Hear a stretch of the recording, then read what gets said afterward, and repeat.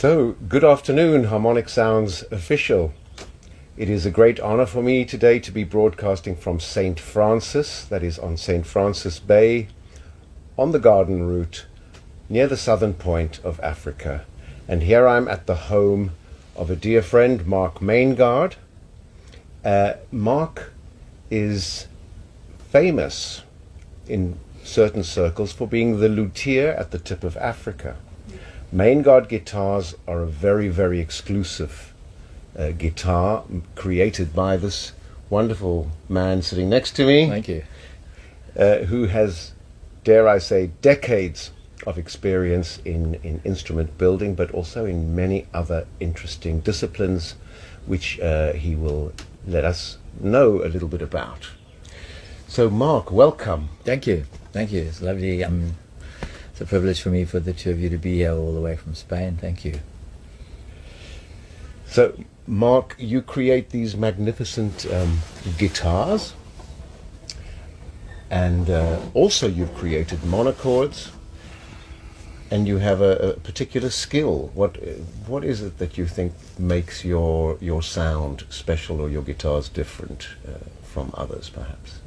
Good question. Let's see. So sound is vibration. We know this absolutely. And what makes my guitars different is that for me the primary function of my instrument is the sound. Playability, we can talk about the feel of the guitar, the action of the strings, all that kind of, but ultimately it's what is coming out of the sound hole. What is the sound that's coming out, and what are people hearing? And I'm fastidious around having a sound in a guitar where the trebles are crisp and bright, the mid-range has a presence, and the bass is a bass. But not only that the intervals between the treble, the mid-range and the bass are separate, that you can hear the notes. So when you play one or two or three notes, that the edges of the notes aren't all blended into the edges of the other notes. Right. So there's clarity. And that is what I strive to do. And in that purpose, and in that quest, if you want, many years ago, when I realized that I was getting wood sent to me from different parts of the globe, and I was sending most of it back because it just wasn't what I wanted. And I suddenly thought to myself, where are these guys, the suppliers, getting the wood from? And I then made the quest, if you want, of going to Europe myself, to the Alps, meeting people, trusting in spirit that I would be guided to meet the right people who would be able to sell me the right timbers that I was looking for. The sound is all about the soundboard to a large degree. And of course the back and the sides. An instrument like this is African blackwood. I mean, it's a very, very hard, a very beautiful wood, and the reflection of the sound from the soundboard off that back makes a big difference. So if somebody came to me and they wanted something softer, something with gentler amplification, I would use a different wood. But I would always use the same spruce tops. So all my tops come from the Alps. The Alps are still one place where the climate change, it's affecting the woods that are currently coming out of the Alps, but my woods are 25 years old. So I bought them before we really started experiencing radical climate change. So yeah, that's the sound. Thanks, Marc. So you have very special guitars, hand created lovingly by Marc, using noble woods and special woods from around the world, of which he has a very old and very exclusive collection. Now, Marc also has done some courses with us over the years, and is yet another graduate of our sound healer training in Spain. Marc, would you tell us a little bit about how you integrate sound into your life, into your work?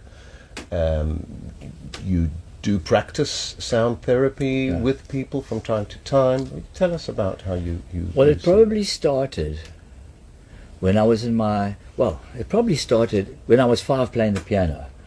Then I became a violinist in the orchestra. I was 13, and for me, I was the youngest in a symphony orchestra. We had 2 orchestras in Durban back in the day, and it was a 76-piece youth orchestra. Oof. But with complete orchestra. I can remember sitting as a little violinist in the back row, and it was the Elizabethan Serenade that we started with. Piero Nagambi was the conductor. And as we started, I just burst into tears. It was just so beautiful. It was like I met my ultimate love, the ultimate love of me. My heart was just like exploded, and all I could do was weep. And my companion next to me, when I'd composed myself, as apparently this does happen, he showed me where we were, and off we went. So that was the very beginning to kind of go, oh my God, listen to this, listen, to be surrounded. I mean, I used to go to the symphony orchestra with my mother once a week, so I already knew from that. And then growing up myself, finally went to India in my early 20s. I lived in an Ananda ashram where I studied yoga to be a yoga teacher, which I completed a year course there, and in Pondicherry. And I can remember when we were chanting with Swamiji in the evenings, every afternoon we would have the chanting and bhajan, and I kept on hearing this bell. Where is this bell that I'm hearing? And I went to one of the senior students and said, I'm hearing this bell. There's somebody ringing a bell somewhere. He says, no. The bell is in your head. It's part of the harmonics of when we all chant together. It creates this vortex, this. Well, you know much more than I do, and I mean, I'm the one that came to you. And so then, what then happened was, I continued in India. I continued working with sound, but as an instrument maker and as a musician. Mm. And one thing that I learned, I suppose the two run parallel together, is that the healing qualities of sound, the vibration. As a singer, singing for people, playing my guitar, doing my best to have it really well articulated, people would relax, they would feel calmer. So there was a kind of an exchange between myself as a singer and myself vibrating in my sound and bringing it then to the people. So then, in 1999, I was in the middle of a yoga class somewhere, and somebody mentioned this bloke Nestor Kornblum, who did all these overtone singing things. I mean, I'd heard about overtone singing, and that's where it really began. Was where you had already done one night. This was the next day, and I phoned you, and I said, "Listen, I hear you doing this. I am so keen to hear about it." He says, and you said to me, "I've heard about you. I know who you are. You'll be welcome to come tonight." And it was a magical piece, because second night of a 2 or 3 day course, most people wouldn't have. And there you introduced me to the monochord. Right.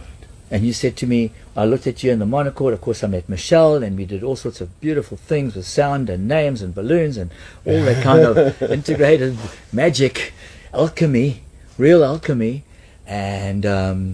And you said to me, well, this is the monochord, do you think you can, what do you think of it? Can you do something like this, what do you think, something better?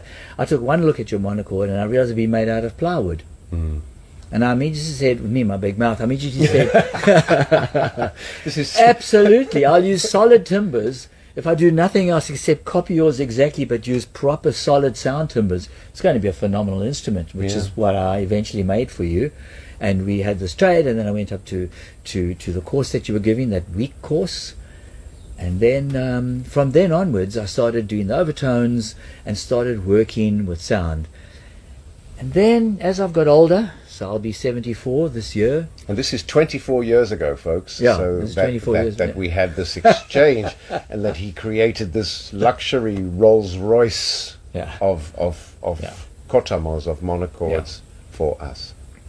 It is true that just using solid timbers, the vibrations are, I'm trying to think of a nice word, unimpeded. Yes, well, that's lovely. They just flow, because they flow in straight.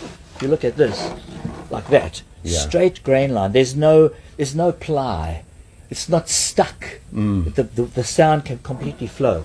Right. So that's what I did, and I've made 8 or 9 monochords now. They've gone overseas. You have one, other people have bought from me. I have one myself.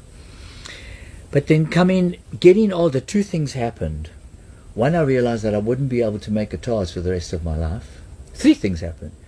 Two, I think it's normal for human beings. I consider myself a conscious male. I meditate every day. I have a practice. So there was a part of me that wants, and still wants, and wanted to give back into the world. So I thought, well, what do I give back? Do I go run a soup kitchen? How do I do this? Do I go cook for people? And then somebody said to me, well, listen, you've got 360 guitars out there. That already is something that people are blessed with, that they can play, and many people hear it. I thought, yeah, but what am I still doing? They are making the guitars, and it's great, and it's a fabulous. They're very expensive now, and but I can't do that all the time. And I'm getting older. Eyes are going to pack in. I saw what happened to my mother, a concert pianist. Hands are not going to be always that steady. So there we go. And I thought, you know what? What if I focused more on going into sound healing? So when I turned 60, I spent 3 years, and I qualified as a counselor stroke applied psychologist. So that gave me a package where I can sit on my bum and help people around relationships and talk to people. It was a proper intense study. I did it in between my work as a guitar maker. I had 3 guys working for me, so I had the time to go and study further. And it was a wonderful thing. It was quite scary. I remember my first day, I'm going, oh my God, what have I taken on? It's like university again, you know. Anyway, that went on. And then I thought, okay, that can help me grow older. I can earn a living doing that. Okay. Playing music, yes. Hands are going to get tougher, yes. And I thought, what about doing sound? What about really focusing in? And that's why I came to see you in 2018, and we put all that time in. And I mean, well, you and Michelle are an absolute bottomless well of information. If I remember a quarter of what you said, I'll be very lucky. But for the part of it, I try not to focus on all the notes and what this is and what that is, but to feel it. And if I got nothing from the course, what I got from Michelle is that you stand and you wait to be advised. It's a spirit work. Yes. It's an alchemical process of waiting to be told. And I do that with the guitars. I'll have a soundboard and I'm working on it. I'm going, this is not right. I'll put it away. I'll come the next morning. I'll tap it. I'll listen. I need to shave a bit more wood off there. Okay. And it's like that standing next to people. So I came back and I built a monochord bed, and I bought some gongs and some tuning forks, and I've been working with people, cancer patients and others. And I realized that it's not always about healing someone. I worked with a terminal cancer patient. I said to him, I can't heal you, really. I thought to myself, so what am I doing here? Yeah. What am I doing here? His wife phoned me after the session. I just had one bowl with me and a tuning fork, C sharp. She said, he hasn't slept like that in 2 years. And I thought to myself, that's what I was doing there. I allowed him to relax, and for the vibration of the sound of the tuning fork, I worked with him properly, and he slept. And he slept, and he was relaxed, and I went back. Peace. He was at peace. Yeah. So that's beautiful work. Thank you. Wow. That's what I'm going into. The guitars, I've got 2 or 3 years left of making guitars. I will sell. I have a beautiful collection of wood, as you mentioned earlier. So anyone who wants to buy a Maingard guitar, you listen, 2 or 3 years left to actually own one of these miraculous instruments made with love, skill, and a very large heart, by Marc Maingard, who has also so much spiritual, esoteric knowledge. He's learnt from us, and we've learnt a lot from him, and continue to do so. Yeah, it's an exchange. We play together. The other day we were singing together. We do the overtones. And for myself, you mentioned yesterday I was singing, and you said, oh, your voice has really changed. So what shifted in my voice was what you spoke about, which I hadn't really cognated 100%, was the cavities in the head. And how I could use them as a normal, ordinary singer, and be aware and cognitive of the fact that I can work with that, which has helped me improve my normal voice. Apart from the fact that I also overtone, as you know, nowhere in your league, but very lovely. Nonetheless, Yeah. You know, It makes a big difference to the timbre of your voice. and working with people and being able to overtone, as you explained it, that vibration, which we don't really know.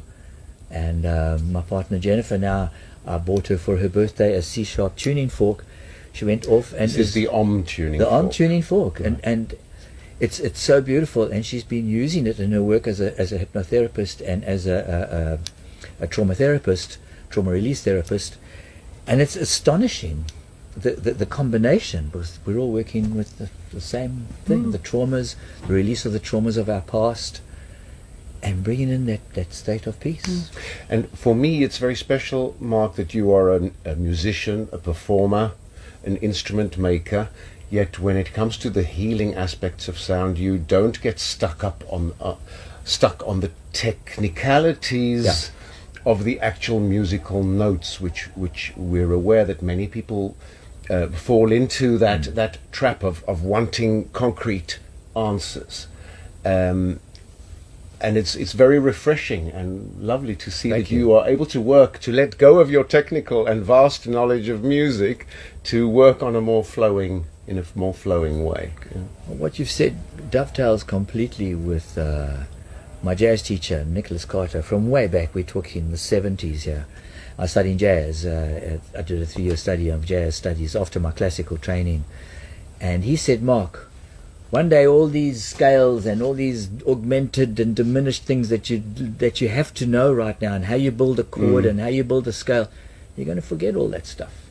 You're just going to be in it. And I was wishing it for myself, and it was some years ago. Yeah. I suddenly realized, wow, I don't have a clue what I'm doing, but it's all flowing and fitting, and it's exactly what you said. And With the overtone singing, it's the same. Yeah. If I'm stuck on C sharp and it's going to G and it's B and it game over. Yeah. That's it. Once you make it part of you, then you are able to flow in harmony. It's trusting in spirit. And bless Michelle and yourself as well. You both are spirit based around that's the real true healing. And Jennifer, my partner, also spirit based. That's what she does. She'll stand next to someone and she'll just wait to be told what to do, and we get told. You just have to be patient. I had a fantastic treatment with Jennifer this morning. Yay! And I'm feeling very much at peace with the world too. So, thank you so much, Mark. Is there anything else that you'd like to say or sum up with, or any words of wisdom, any thoughts that you'd like to share with our people out there? I think one thing I would possibly like to share is don't give up. It's not easy to sit and have a practice of a daily meditation practice. Not easy to really go, I'm not going to eat that cake. You could, or I can because I haven't had a piece of cake for that long. It's a process of consistent observation of self and observation of surroundings and consequences, but don't give up. Just stay trusting that you will be told. Whatever umbrella I could stand under, be it whatever religion, I believe we're all in the same power band. Completely. Of spirit. Thank you so much, Marc Maingard. Thank you. It's been a, Thank you, Lester. a really privilege. We've been wanting to do this for a long time, and doing it live is just so special. I'm blown away that you could Thank you. come all the way up here, man. It really. And thanks, Michelle, who's Behind the faithfully camera. filming this. And here we are in Cape St. Francis, in Mark's beautiful eco home. By the way, you can see it's all made of adobe, handmade, sandbags. It's an organic structure in the middle of nature. It's a cave. Very beautiful at the southern tip of Africa. Thank you. Namaste. Ooh.